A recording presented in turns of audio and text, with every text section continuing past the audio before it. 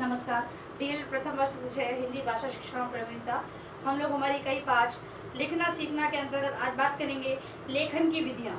बालक को हम लोगों ने देखा कि जो अवस्थाएं हैं उनकी चर्चा हमने की थी कि किन किन अवस्थाओं में किस प्रकार बालक लिखना सीखता है, और उन्हीं विधियों के आधार पर हम लोग देखेंगे कि विधियाँ किन किन विधियों के आधार पर हम उनके अंतर्गत लिखने की क्षमता का विकास कर सकते हैं। आइए कुछ लेखन की जो विधियाँ हैं उनकी बात हम लोग करते हैं।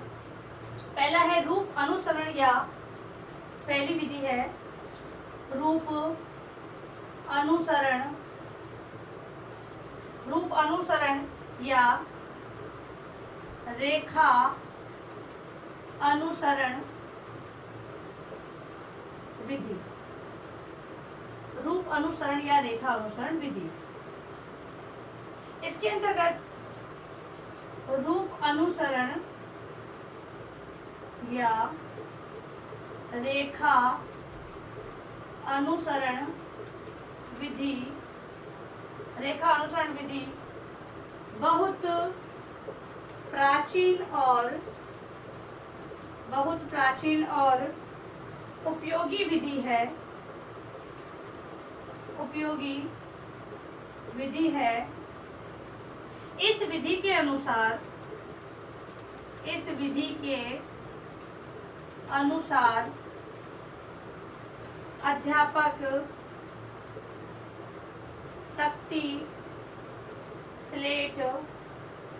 स्लेट या कागज पर वर्ण के रूप को पेंसिल, हल्की स्याही या बिंदुओं से अंकित कर देता है।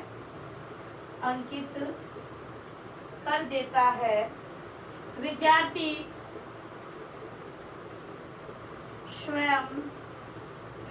स्वयं या अध्यापक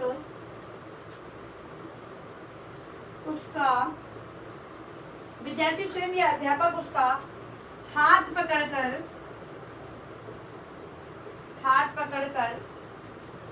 रेखाओं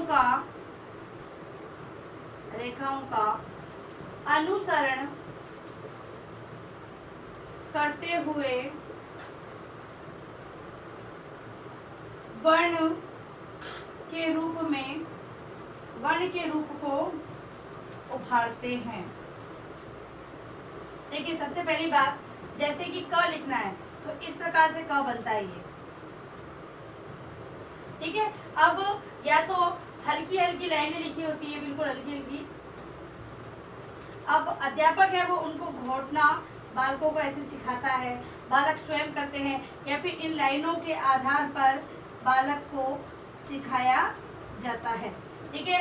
ध्यान ये रखना होता है इसके अंतर्गत कि बालक है वो उल्टी रेखाएं ना घुमा दे, ठीक है, क्योंकि अगर वो उल्टा घुमाएगा तो वो लिखना सीखेगा ही नहीं। तो इन विधियों के द्वारा इसको रूप अनुसरण या रेखा अनुसरण विधि कहते हैं, क्योंकि हल्का लिखना यानी कि रेखाओं के द्वारा उस पर घोटना, और रूप अनुसरण मतलब कि जैसे डॉट बिंदु बना दे दिए जाते हैं और विद्यार्थी उसी का अनुसरण करते हैं, इसलिए इनको रूप अनुसरण या रेखा अनुसरण विधि कहते हैं। अब है अनुलेख विधि।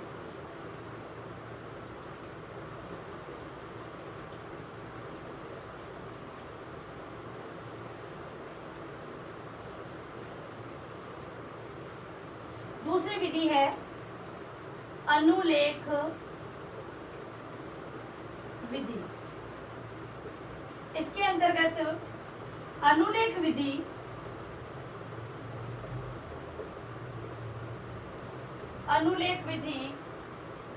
रेखा अनुसरण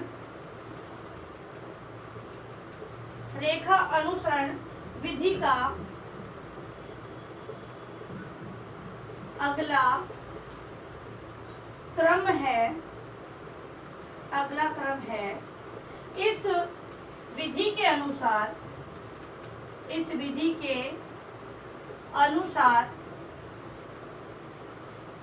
अनुसार कोई भी वर्ण सुंदर और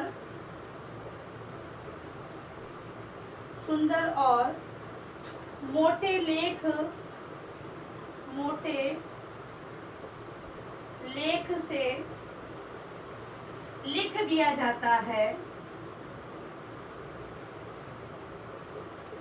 दिया जाता है।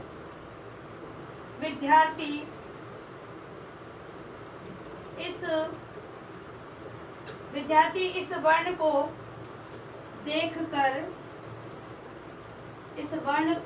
देखकर अनुलेखन करता है। जैसे कि ये क लिख दिया, यहाँ पर ख लिख दिया, और विद्यार्थी क्या करेगा, इसको देख के यहाँ पे लिखेगा। इसे कहते हैं अनुलेख विधि।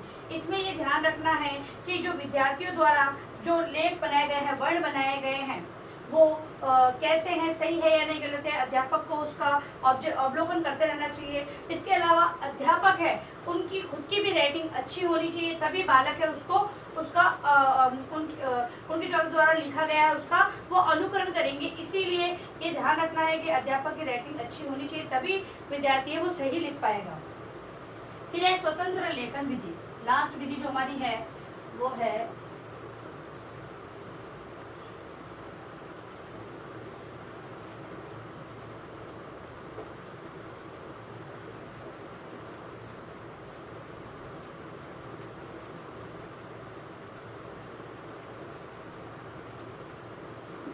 स्वतंत्र लेखन विधि।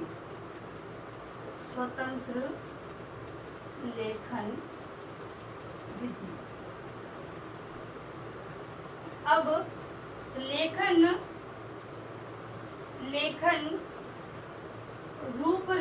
रूपरेखा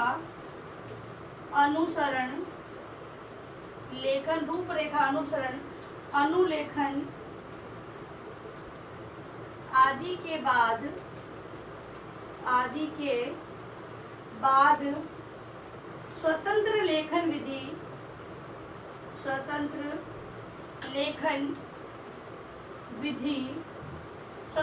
विधि का प्रयोग अच्छा रहता है।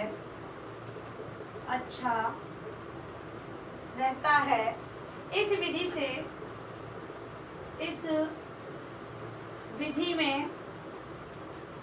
विधि से अभिप्राय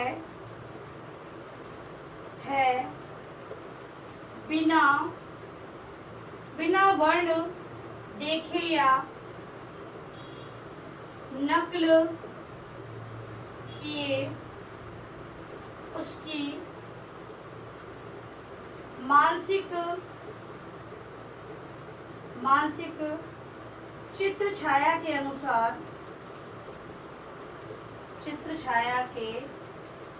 अनुसार लिखना। कुशाग्र बुद्धि वाले बालक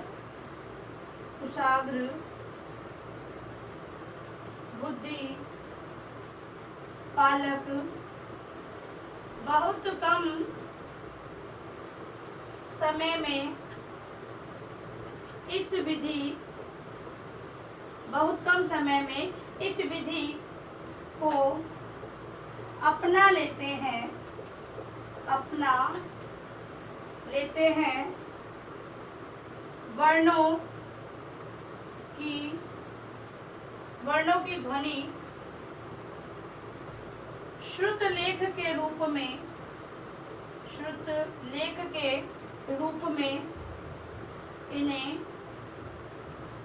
लिख सकते हैं। देखिए, दो स्टेप जिसके अंतर्गत अनुलेख मतलब डॉट डॉट या फिर हल्का लिखना, उस पर घोटना होता है। और रूप अनुसरण। फिर अनुलेख के अंदर जैसा अध्यापक लिखता है वैसा विद्यार्थी लिखते हैं। फिर स्वतंत्र लेखन के अंतर्गत यहाँ पर आकर बालक की जो मानसिक स्थिति है वो उसमें बदलाव आ जाता है। वो चित्र शायद देखकर उसके, जैसे गाय का चित्र देख लिया, उसी के आधार पर वो लिखना प्रारंभ कर जाए। और या फिर श्रुत लेख को भी इसका आधार मान सकते हैं, यानी कि सुनकर अध्यापक जो बोले और विद्यार्थी है उसको सुनकर उसको अनुसरण कर सकते हैं। अब देखिए गृहकारी प्रश्न। गृह कार्य में लिखें लेखन की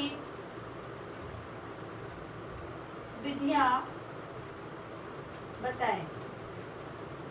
लेखन की विधियों के बारे में आपको लिखना है अपना गृह कार्य प्रश्न, जो मैंने नीचे लिखा है, इसको अपनी उत्तर पुस्तिका में आपको लिखना है। और अंत में इस महामारी के दौर में कम से कम ये आवश्यक कार्य होने पर घर से बाहर निकले। बाहर निकलते 3 बातों का विशेष ध्यान रखें। मास्क लगाएं, सोशल डिस्टेंस रहें, हाथों को बार बार सैनिटाइज करते रहें। सुरक्षित रहें, सभी का ध्यान रखें। धन्यवाद।